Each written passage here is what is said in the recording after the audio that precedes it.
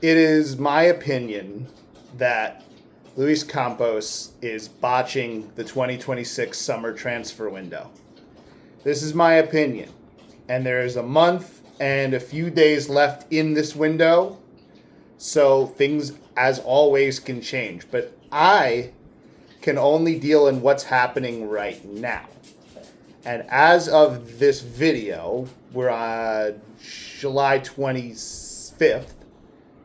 It has been an unmitigated disaster on the incoming transfers. Now, I'm going to give Campos credit at the start of this. Selling Gonzalo Ramos for 70 plus million, selling Kang and Lee for 40 plus million. Those are objectively good sales. And potentially selling Kolo Muani for somewhere in the 30 to 40 range. Objectively good work. And I have never had an issue with Luis Campos' ability to sell players. He's, for the most part, been excellent at it. And it's allowed PSG to really keep a good, balanced book. Where he struggles, and what we will get into in this video, is in his stubborn nature and his inability to get off of his own valuation of players to adjust to the way that the markets are moving. And a lot of you are going to tell me, well, look at the big, look at the amazing two-time Champions League roster that he's built. Yes, this is true. And it's not disputable. He has absolutely been a key figure in building this roster. Pacho, Doué, Kvaratskhelia, Dembele for that release clause they were able to get him for. Bradley Barcola, I'll put him on the list. João Neves. All Luis Campos signings. So he can't be all that bad, which he's not. But there comes times, especially when he gets dug in, where his stubbornness will cost PSG maybe not necessarily the players they want, but the time that you could be using in other places. And this window in particular has been an absolute fumble from the start. And we're going to talk about it. We're going to get into it right now. We're going to start with Bradley Barcola. What do they want to do with Bradley Barcola? It's a really interesting question. The news is that he's somebody that they want to re-sign. Apparently, they don't want to re-sign him that badly because they could have given him an offer in January or February for a good amount of money and a good amount of years where he would sign it. I have no doubt about that in my mind. Right? Because what is the length of the contracts? They really generally don't mean anything. If a player wants to move, then the player is going to try to move no matter how long their contract goes for. So extensions, really the only thing the extension is good for is the salary, right? You trade the years for the salary, and honestly, you don't even really trade the years. I mean, Yan Diomande is under contract to 2030, and that makes very little difference in his transfer saga. So for Barcola, his contract goes till 2028, so another 2 years. If PSG were to cash in on his services and sell him off this year, this would sort of be the peak to do it, where you would probably get the best value as opposed to waiting another year and maybe he runs out the contract and leaves in 2028. So this really would be the year to make that signing and to make that commitment. And whatever my reservations about Bradley Barcola as a player, let's put those aside for a minute. If they really believed in Bradley Barcola, this would have been done. Because he's 24 years old, he's, in theory, an ascending player going into his prime. There would be no reason to not pay him in the ballpark of what Ousmane Dembele is getting, or in the ballpark of what Kvaratskhelia is getting. There would be no debate. If there were no debate, then this would be done. But it's not done. So you have to wonder why that is. And at the beginning of July, I think you got that answer, which is they're not confident that Bradley Barcola is that player. If they were, Yan Diomande would not be in the conversation because you really wouldn't need him. You would just re-sign Bradley Barcola at an increased salary you'd extend his contract, and you'd go with those 4 attacking players plus whatever other guys you can bring in. Underneath that, it wouldn't be a debate. But it is a debate because PSG have spent the last 3 weeks trying to get Leipzig to sell them Yan Diomande for a discounted fee. Why are they doing that if they believe in Bradley Barcola? Those two things are incompatible. It's just logic. I'm not trying to be a jerk here. It's just logic.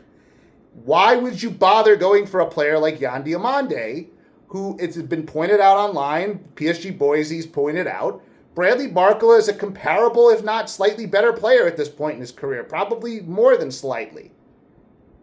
But Yan Diomande is 19 years old and he has room to grow and has tons of potential. So PSG are clearly looking for a way to get out of paying Bradley Barcola by signing Yan Diomande. At the very least, it puts pressure on Bradley Barcola to maybe extend. But neither of those things seem to be happening. They dragged their feet with Yan Diomande. Leipzig asked for 120 plus. PSG were probably not willing to go more than 70 or 80, which puts the valuation at a really, really wide gap. And Real Madrid has stepped into the middle of that gap. And now they probably lead the race to sign Yan Diomande. And this is not specifically about Yan Diomande. This could be any player, honestly. And if PSG don't believe in Yan Diomande to the point of paying 100 million euros for him, what are we even doing here? Why are we even having this conversation? Why is this even a transfer target? If you're not willing to go up to near where Leipzig's valuation is for their player who's under contract until 2030, what are we even doing? Why not just re-sign Bradley Barcola? Use the money to pay Barcola's salary, right? This should be a simple binary choice right now, and it's not. Because PSG, specifically Luis Campos, are caught in between.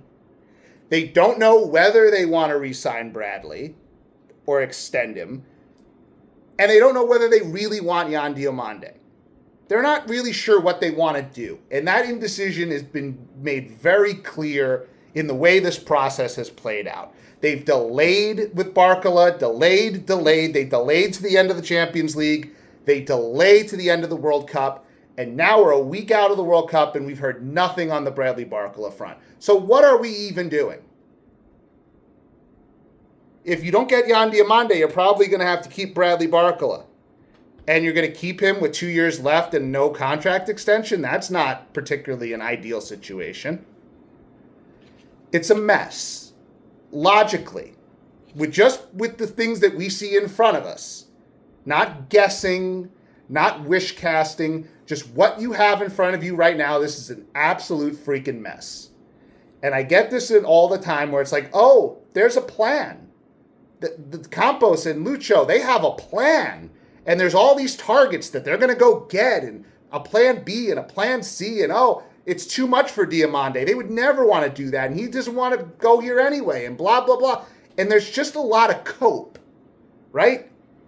It's okay. It's okay to be critical of the club that you support. It doesn't make you any less of a fan. It doesn't make you somehow some kind of traitor or some kind of fair weather fan. It makes you somebody who cares and wants to see the team succeed. And that's what I want to see. And they've already succeeded beyond my wildest dreams. But we are in the middle of a lightning strike right now. This kind of team, this kind of situation doesn't come around very often. Back-to-back UCL champs with a chance to go get a third and to cement themselves as one of the greatest teams of all time. That doesn't come around every day. And this may never happen again.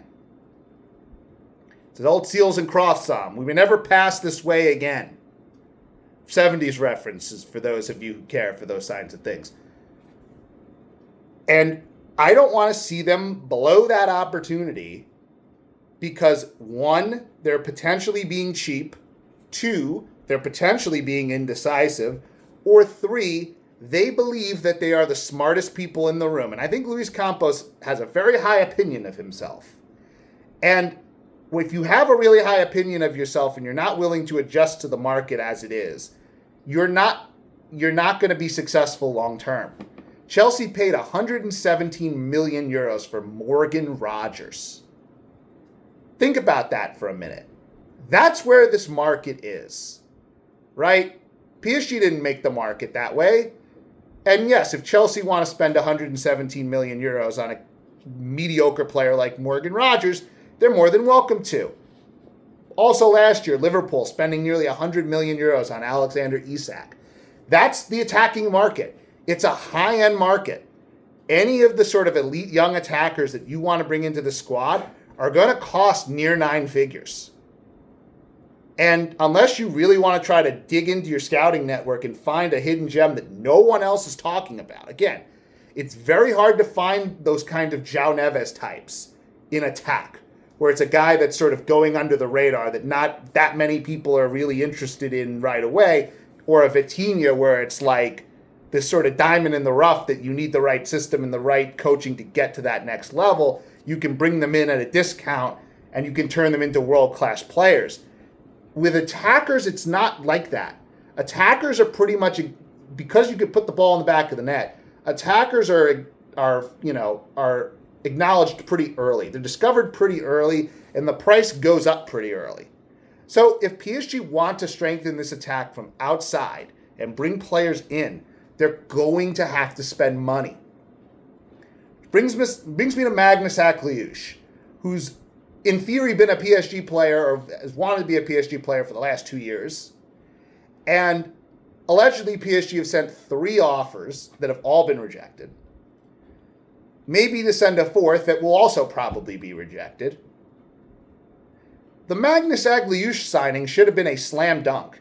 You sell Kang-in Lee and you bring in Magnus Akliouche. One guy goes in, one guy goes out, one guy comes in. It should have been straightforward. But like always, Luis Campos is dragging his feet on the valuation that he has of the player and is unwilling to meet Monaco where they are. And that works if you're the sporting director of Lille, or if you're the sporting director of Porto, or some mid-table club. This is Paris Saint-Germain. You're going to lose your replacement for Kang-in Lee and have to pivot to someone less than because you don't want to pay 5 million to 10 million euros more. That's what poverty franchises do. That's what losers do. Winners close deals. And PSG have been winners who have closed deals in the past. But right now, they're not closing many deals. And they're not making this team better. And we're 2 days away from camp opening. And they have not made this team better. That's unacceptable. You can cope all you want. It's unacceptable. They have to start making moves. Whether that's bringing in Magnus Akliouche, whether that's bringing in a Ferran Torres, and I know he's a little bit polarizing, but I think a Ferran Torres would make sense for what Luis Enrique wants to do. He's the best coach in the world. I trust his judgment on how he evaluates players. If you want to take a big swing and go after Rodri, I'm all for that. But they got to start taking swings. It's like a guy standing at the plate, watching the pitches go by, strike, you're down 0-2, now you got to swing, right? It's the same thing in baseball. You swing early in the count. When you swing later in the count, when you're down 0-2, you're less effective. If you have to make these deals in the middle of August because you dragged your feet and you didn't want to pay a lot in July, well, don't pay out in July. You're going to have to pay out more in August when everyone's jumping in the market and everyone's making panic deals. And then you have to overextend yourself, and that's when you make mistakes. Luis Campos is experienced. He's a veteran. He understands what he's doing for the most part, but this is a blind spot that he has that unfortunately has put us in tough situations before. Last year, Ilya Zabarny. Now, you can judge however you want him to judge him based on his play this year. But last year, we basically spent 6 weeks trying to get Bournemouth off of $70 million or 70 million euros. And you know what we ended up paying at the end of the day? 70 million euros. Bournemouth didn't move. PSG wasted 6 weeks that they could have had Ilya Zabarny in camp learning Lucho's system. You wasted that time, got him in later for the same price you were going to pay in the first place, and he struggled at the beginning of the year for, I would say, partly because of that. And this is not about being critical or being whiny or just wanting to sign players. That's not what this is about. This is about how do you sustain excellence over an extended period of time. The way you do that is you have your system, you have your values, but you're flexible when you need to be flexible. And most importantly, you are decisive when you need to be decisive. And PSG in this window have been anything but decisive. They've been passive, they've been tentative, unwilling to show their hand, unwilling to take the swings necessary to make this team better. And that's a problem. Because they're going to go into August 12th in the UEFA Super Cup. All the French players are pretty much not going to be able to play that game. You're going to be stuck with, obviously Kvaratskhelia, but like Mbaye or Mayulu or Injantu playing up top right now, because that's your depth. And we're not sure Ibrahim Mbaye is even going to be on this team by the end of the window. So what is the plan? You have to bring in possibly 3 to 4 attack players. Possibly, depending on what you do with Mbaye. Depending on what you do with Barcola. You got to get moving.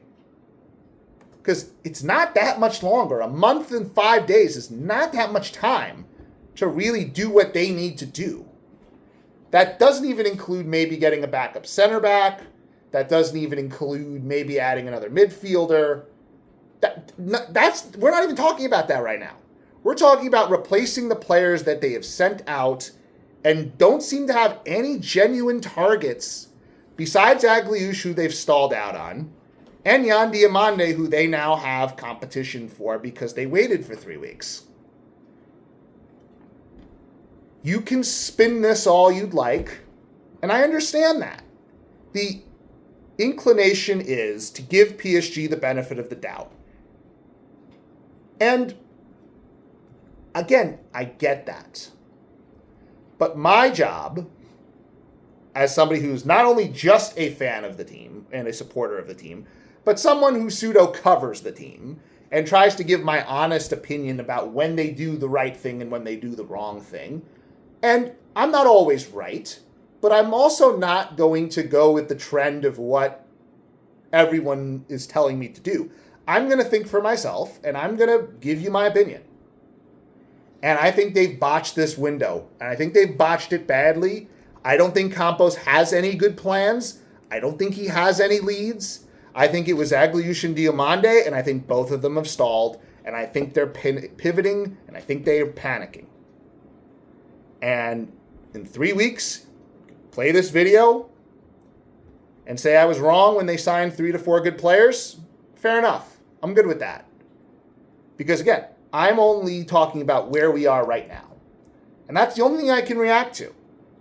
I'm not waiting till the end of August to evaluate this. I'm seeing what the last month has looked like, and it has not been good. It's been barren. So, as a fan, here's hoping that PSG will be able to make some deals relatively soon and give this team the sort of help and squad depth that it deserves to try to go for a 3rd straight Champions League. But as the person who covers the team, and when I put that covers the team hat on, I have to keep it 100. I have to be honest. And honestly, PSG have stunk in this window. It's what it is.